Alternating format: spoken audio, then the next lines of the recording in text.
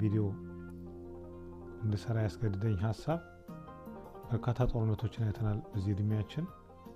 አሁን ቀጣዩ ጦርነት ከባለፈው ጦርነት እጅግ የከፋ ሊሆን ይችላል የሚል ስጋት ስላለኝ አቅም ያላችሁ ኢትዮጵያውያን፣ ተሰሚነት ያላችሁ ኢትዮጵያውያን፣ በሶሻል ሚዲያ ላይ የምትንቀሳቀሱ ኢትዮጵያውያን ለሰላም የሚከፈለው ዋጋ ካለ ለሰላም ዋጋ ክፈሉ።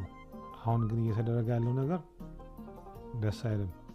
ግማሹ ከመንግስት ጋር፣ ግማሹ ከታጣቂዎች ጋር ሆኖ በውጭው ዓለም በነፃነት በሰላም እየኖረ ያዘው ፍለጠው ቁረጠው ማባል አግባብነት የለውም። የባለፈው ትምህርት ሊሆነን ይገባል።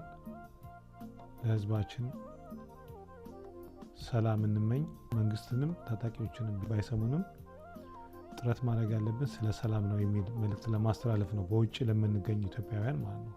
የሰው ሀገር በሰላም እየኖርን የገዛ ወገናችን በገዛ አገሩ ጦርነትን ማባባስ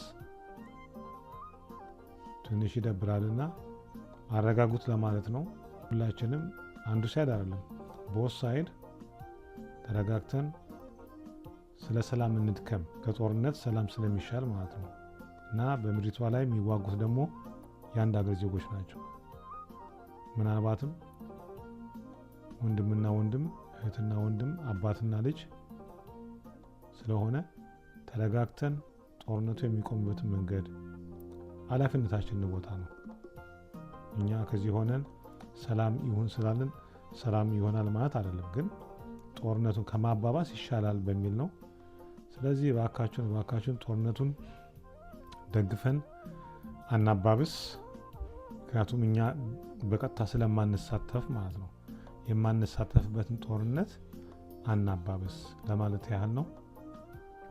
አይ ሆፕ